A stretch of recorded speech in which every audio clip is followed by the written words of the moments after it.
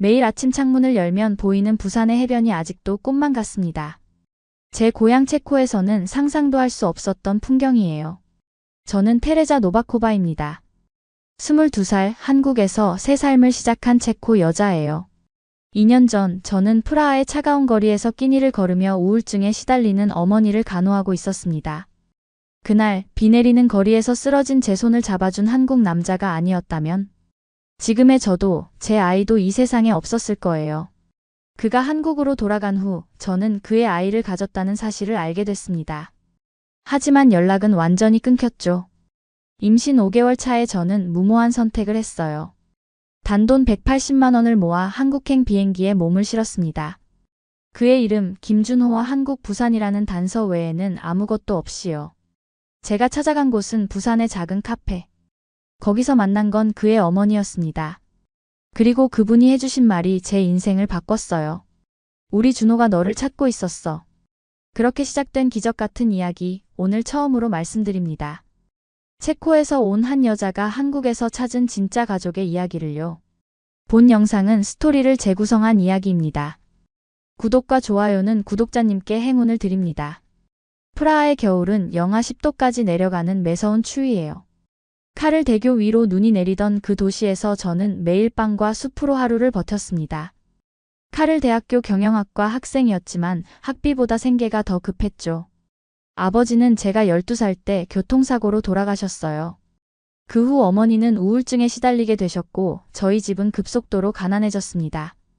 18부터 저는 학교 다니며 아르바이트를 시작했어요.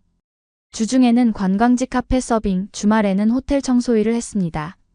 월급 70만 원으로 어머니의 약값과 집세를 감당하는 게 쉽지 않았죠.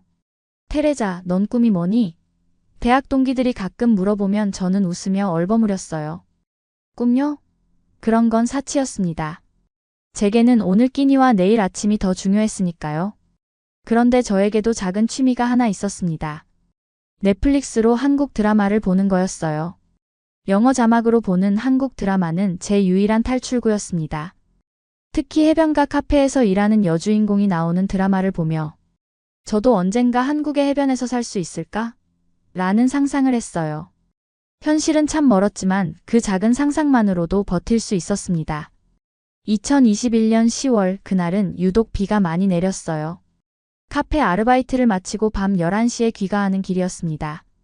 우산이 바람에 뒤집히고 발목을 삐끗하여 쓰러졌을 때 저는 정말 인생이 끝났다고 생각했습니다. 괜찮으세요? 갑자기 누군가 영어로 말을 걸었습니다. 아시아 억양이 섞인 영어였죠. 고개를 들어보니 한 남자가 저를 내려다보고 있었어요. 그가 바로 김준호였습니다. 한국 사람이세요? 제가 놀라서 물었어요. 프라하에서 한국인을 만나는 건 흔했지만 이렇게 친절한 사람은 드물었거든요. 김준호는 미소를 지으며 고개를 끄덕였습니다. 네, 회사 일로 잠시 와 있어요. 일어날 수 있겠어요? 김준호가 손을 내밀었습니다. 그의 손은 차가운 빛 속에서도 따뜻했어요. 발목을 삐어 걸을 수 없는 상태였습니다. 김준호는 망설임 없이 제 가방을 들고 제가 걸을 수 있게 부축해 주었어요. 그런데 집까지 가는 길이 20분이나 되었죠. 한국인이 20분 동안 낯선 여자를 부축해 준다는 게 믿기지 않았어요. IT 회사에서 일하고 있어요. 체코 파트너사와 협업하기 위해 6개월 동안 파견 나왔죠. 김준호가 자기소개를 했습니다. 한국에서 KAIST 전자공학과를 졸업했고 첫 직장으로 해외 프로젝트를 맡게 됐다고 했어요. 저는 경영학과 학생이에요. 디지털 마케팅이 전공이죠. 제가 말했더니 김준호의 눈이 반짝였습니다. 정말요? 저희 프로젝트에 마케팅 분석 파트가 있는데 혹시 관심 있으세요? 그 말은 마치 천사의 속삭임 같았어요. 다음 날 발목 붕대를 감은 채로 김준호가 일하는 사무실을 찾았습니다. 간단한 인터뷰 후 주 3회, 5시간씩 일할 수 있는 임시 계약직을 제안받았어요. 시급은 제 카페 아르바이트의 2배였습니다. 이게 꿈인지 현실인지 믿기지 않았어요. 김준호는 업무 지시도 명확했고 항상 제 의견을 존중해 주었습니다. 한국인들의 일하는 방식이 너무 효율적이라 놀랐어요.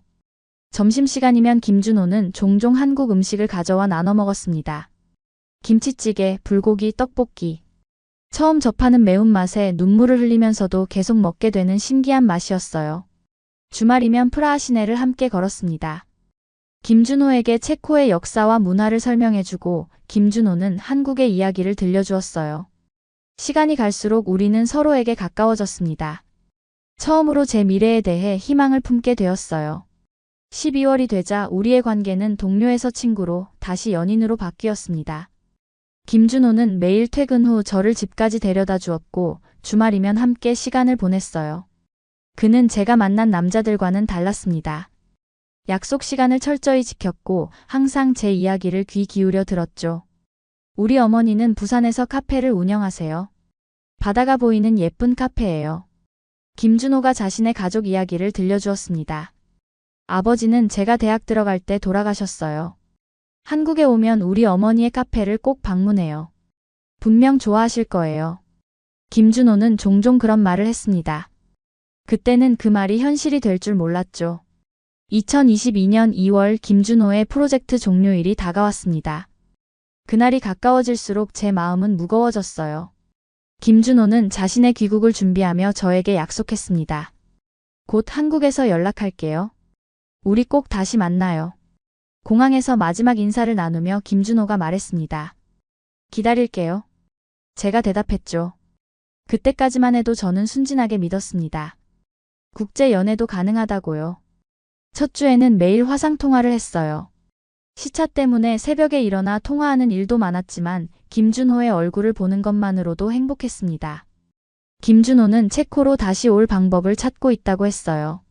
아니면 제가 한국 유학을 가는 방법도 있다고요. 그런데 2주 후 갑자기 연락이 뚝 끊겼습니다. 처음에는 시간이 바빠서 그런가 했어요. 하지만 일주일, 2주일이 지나도 연락이 없었습니다. 이메일, 메시지, 모든 방법으로 연락을 시도했지만 답장이 없었어요. 3월의 마지막 날, 저는 화장실에서 임신 테스트기를 들여다보며 눈물을 흘렸습니다. 2줄이 선명하게 보였어요. 저는 임신했습니다. 그것도 연락이 끊긴 한국인의 아이를요. 임신 사실을 알고 처음 든 생각은 공포였습니다. 체코에서 미혼모로 아이를 키울 수 있을까요? 월급 70만 원으로 아이까지 돌볼 수 있을까요? 어머니의 우울증은 점점 심해지고 있었고 집안 형편은 나아질 기미가 보이지 않았습니다. 준호 씨, 제발 연락해요. 중요한 얘기가 있어요. 매일 밤 메시지를 보냈지만 답장은 오지 않았어요. 이제 저는 그가 저를 속였다고 생각했습니다. 한국으로 돌아가면 모든 것을 잊고 싶었던 걸까요? 5월이 되자 입덧이 시작됐어요. 카페 아르바이트 중에도 화장실로 뛰어가 토하기 일쑤였습니다. 동료들은 제가 아프다고 생각했어요. 누구에게도 임신 사실을 말할 수 없었습니다. 그러던 어느 날 우연히 김준호의 인스타그램을 발견했어요. 최근 게시물에는 병원 침대에 누워있는 한 여성의 사진이 있었습니다. 밑에 어머니 빨리 회복하세요. 사랑합니다 라는 한국어 메시지가 있었어요. 온라인 번역기로 해석해보니 그제야 상황이 이해됐습니다. 김준호의 어머니가 아프셨던 거예요. 용기를 내어 인스타그램으로 메시지를 보냈습니다. 준호 씨, 어머님 괜찮으세요? 그리고 저는 지금 당신의 아이를 가졌어요. 12시간 후 드디어 답장이 왔습니다. 테레자? 정말 미안해요. 어머니가 갑자기 쓰러져서 병원에 계셨어요. 휴대폰도 바다에 빠뜨려서 연락할 방법이 없었어요. 방금 말한 게 정말인가요? 그날 밤 우리는 5시간 동안 영상통화를 했습니다. 김준호는 눈물을 흘리며 사과했어요. 그의 어머니는 심장 발작으로 수술을 받았고 병원에서 한 달 넘게 지냈다고 합니다. 그 와중에 휴대폰을 바다에 빠뜨려 새 번호를 써야 했고 제 연락처도 모두 사라졌다고요. 테레자, 내가 책임질게요. 당신과 아이 모두. 김준호가 말했습니다. 그런데 현실적인 문제가 있었어요. 저는 체코에, 그는 한국에 있었죠. 김준호는 어머니 간병 때문에 당장 체코로 올 수 없었고 저는 비자 없이 한국에 갈 수 없었습니다. 임신 5개월 차, 저는 인생에서 가장 무모한 결정을 내렸어요. 한국으로 가기로 한 거죠. 여행 비자로 일단 입국한 후 방법을 찾아보기로 했습니다. 그동안 모아둔 모든 돈 180만 원으로 비행기 표를 샀어요. 2022년 6월 배가 불러오는 임신 5개월 차에 저는 부산 김해공항에 도착했습니다. 한국어라고는 안녕하세요, 감사합니다 정도밖에 몰랐어요. 김준호는 제가 오는 날 어머니 병원 진료에 동행해야 해서 공항에 마중 나오지 못했습니다. 일단 호텔로 가세요. 진료 끝나는 대로 바로 갈게요. 김준호가 메시지를 보냈어요. 그런데 문제가 생겼습니다. 호텔에서 여권을 확인하더니 제 여행 비자는 90일밖에 머물 수 없다고 했어요. 임신 5개월 차에 보이는 배 때문인지 입국 심사관도 저를 의심스러운 눈으로 봤습니다. 김해에서 부산으로 가는 버스를 탔어요. 창밖으로 보이는 부산의 모습은 제가 인터넷에서 본 것과는 달랐습니다. 훨씬 더 현대적이고 산과 바다가 어우러진 아름다운 도시였어요. 하지만 모든 글자가 한글이라 길을 찾는 것도 쉽지 않았습니다. 호텔에 체크인하고 김준호를 기다렸어요. 그가 문을 열고 들어왔을 때 우리는 말없이 서로를 껴안았습니다. 그는 제 배를 보며 눈물을 흘렸어요. 미안해요, 테레자. 이렇게 힘들게 만들어서. 김준호가 속삭였습니다. 괜찮아요. 우리 이제 함께니까요. 제가 대답했죠. 그날 밤 우리는 미래에 대해 이야기했어요. 저는 90일 안에 체코로 돌아가야 했습니다. 하지만 돌아가면 김준호와 아이는 어떻게 되는 걸까요? 김준호는 가능한 빨리 결혼하자고 제안했어요. 그러면 제가 한국에 합법적으로 머물 수 있을 테니까요. 다음 날 김준호가 중요한 제안을 했어요. 우리 어머니를 만나러 가요. 어머니가 도와주실 수 있을 거예요. 저는 긴장됐습니다. 한국 어머니들이 외국인 며느리를 싫어한다는 이야기를 많이 들었거든요. 더구나 저는 임신까지 한 상태였습니다. 김준호의 어머니는 저를 어떻게 받아들이실까요? 부산 해운대 근처의 작은 카페. 블루 오션이라는 이름의 이 카페는 바다가 내려다 보이는 언덕 위에 있었어요. 유리창 너머로 푸른 바다가 보였죠. 카페 안에서 커피를 내리고 있는 중년 여성이 보였습니다. 그분이 바로 김준호의 어머니 이미영 씨였습니다. 어머니 왔어요. 김준호가 인사했습니다. 어머니는 김준호를 보더니 갑자기 얼굴색이 변하셨어요. 제 배를 보시고는 더욱 놀란 표정이 되셨죠. 이 아이가. 어머니의 목소리가 떨렸습니다. 어머니, 이분이 제가 말씀드린 테레자예요. 체코에서 왔어요. 김준호가 조심스럽게 말했어요. 저는 한국어로 준비한 인사를 했습니다. 안녕하세요, 어머니. 만나서 반갑습니다. 그런데 예상과 달리 어머니는 갑자기 제 손을 꼭 잡으셨어요. 그리고는 눈물을 흘리시며 말씀하셨습니다. 고마워, 이렇게 찾아와줘서. 김준호도 저도 당황했어요. 어머니는 계속 말씀하셨습니다. 우리 준호가 너를 찾고 있었어. 체코로 다시 가려고 했는데 내가 아파서 못 갔지. 알고 보니 김준호는 제게 연락이 안 된 후 어머니에게 모든 사실을 털어놨다고 해요. 그리고 어머니가 태어난 후에는 저를 찾기 위해 체코로 다시 가려고 했답니다. 숙소는 어디니? 짐은? 어머니가 물으셨어요. 호텔에 있어요, 어머니. 김준호가 대답했습니다. 호텔은 무슨? 우리 집에서 살아야지. 배도 이렇게 불렀는데? 어머니는 단호하게 말씀하셨어요. 그날 저녁 저는 김준호의 가족집으로 들어갔습니다. 해운대 근처의 아파트였지만 창문으로 바다가 보였어요. 어머니는 제게 손님방을 내어주셨고 김준호는 자기 방에서 자기로 했죠. 테레자, 내일 병원에 가자. 아이 상태부터 확인해야 해. 어머니가 말씀하셨어요. 마치 친딸을 대하듯 저를 챙겨주셨습니다. 밤에 누워서 생각했어요. 이런 환영은 예상하지 못했습니다. 김준호의 어머니는 왜 저를 이렇게 따뜻하게 받아들이셨을까요? 나중에 알게 된 사실이지만 어머니는 젊은 시절 외국 생활을 하셨다가 한국으로 돌아오신 경험이 있으셨대요. 그래서 타국 생활의 어려움을 누구보다 잘 이해하셨던 겁니다. 그렇게 저는 한국에서 새로운 가족을 얻었습니다. 우울증으로 제게 관심을 보이지 못했던 친어머니와 달리 김준호의 어머니에게서 따뜻한 사랑과 보살핌을 받았어요. 그것이 첫 번째 기적이었습니다. 한국의 병원은 체코와 완전히 달랐어요. 깨끗하고 현대적인 시설, 친절한 의료진, 그리고 무엇보다 자세한 설명을 해주는 의사들이 인상적이었습니다. 산부인과 의사는 초음파를 보더니 심각한 표정을 지었어요. 태아의 심장에 작은 구멍이 보이네요. 선천성 심장 결함인 것 같습니다. 지금부터 면밀히 관찰해야 해요. 저는 겁에 질렸습니다. 아이의 심장에 문제가 있다니 무슨 일이 생길까봐 걱정됐어요. 의사는 2주마다 검진을 받아야 한다고 했습니다. 임신 7개월 때 갑자기 배가 아프기 시작했어요. 한밤중이었지만 김준호와 어머니는 서둘러 저를 병원으로 데려갔습니다. 검사 결과 태아의 상태가 위험해졌다고 해요. 심장 결함이 더 커졌고 태아의 산소 공급이 원활하지 않았습니다. 응급 제왕절개가 필요합니다. 의사가 말했어요. 임신 7개월 차에 아이를 낳는다니 너무 이른 거 아닌가 걱정됐지만 선택의 여지가 없었습니다. 수술실로 들어가기 전 어머니가 제 손을 꼭 잡아주셨어요. 걱정 마, 테레자. 한국의 의사들은 최고야. 너와 아기 모두 살릴 거야.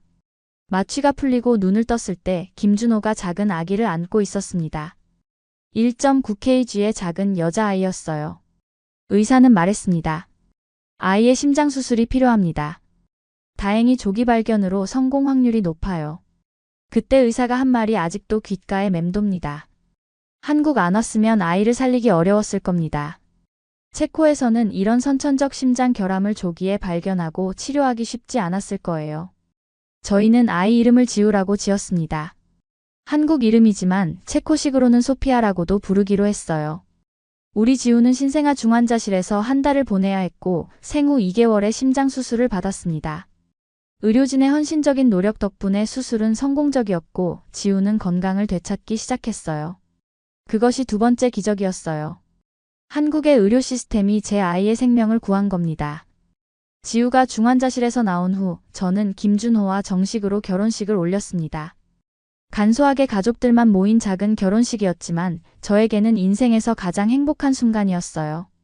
결혼 후 김준호는 부산의 IT 회사에서 정규직으로 일하게 되었습니다.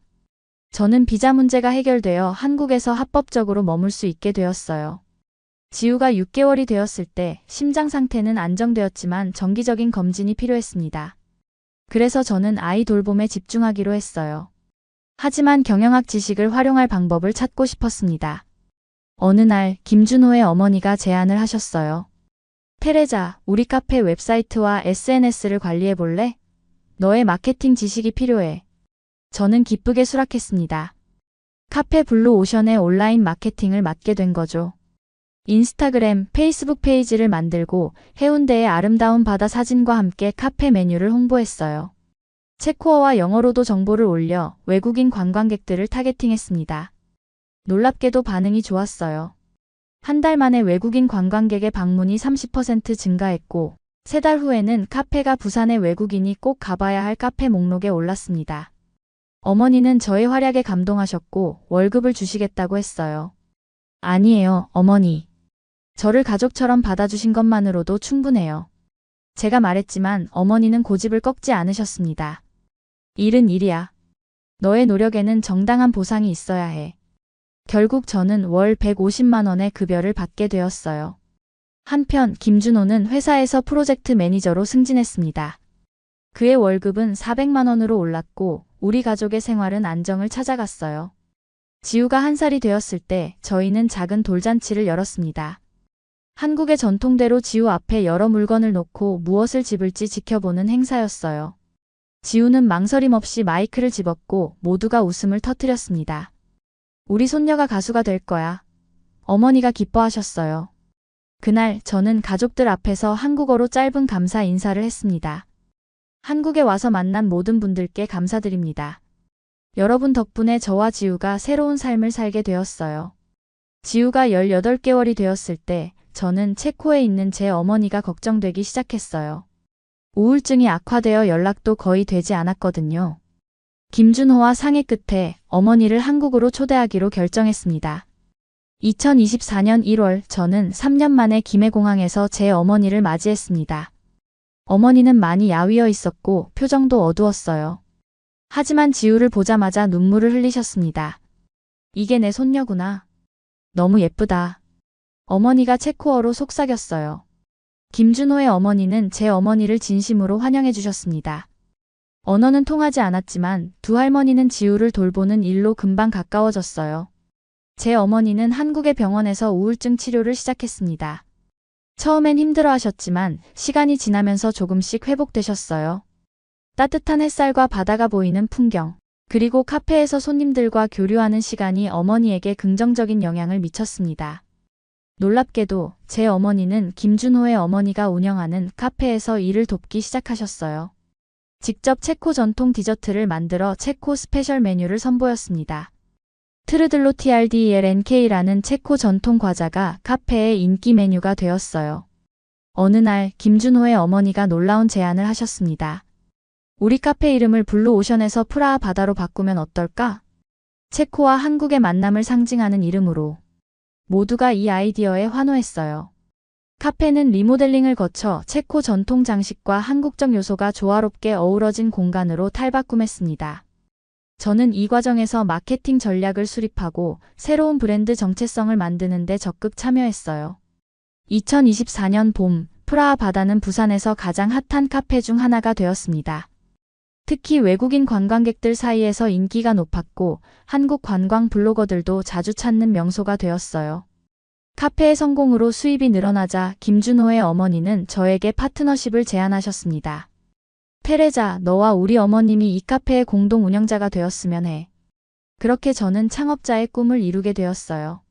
프라하 바다의 공동 대표가 된 거죠. 매출은 꾸준히 증가했고 저는 월 300만 원의 수입을 올리게 되었습니다. 체코에서 월 70만 원을 벌던 제가 이제는 한국에서 300만 원을 버는 사업가가 된 겁니다. 그것이 세 번째 기적이었어요. 두 나라, 두 문화, 두 가족이 하나로 융합되어 새로운 가능성을 만들어낸 것입니다. 2024년 여름 지우는 이제 2살이 되었고 건강하게 자라고 있었습니다. 심장 수술 후 정기 검진 결과도 양호했어요. 지우는 한국어, 체코어, 영어 단어를 섞어 사용하는 재주를 보였습니다. 저는 한국어 능력 시험 중급을 통과했고 한국 국적 취득을 준비하기 시작했어요. 김준호는 IT 회사에서 팀장으로 승진했고 우리 가족의 미래는 밝아 보였습니다. 어느 날 지역 신문사에서 우리 카페의 이야기를 취재하러 왔어요.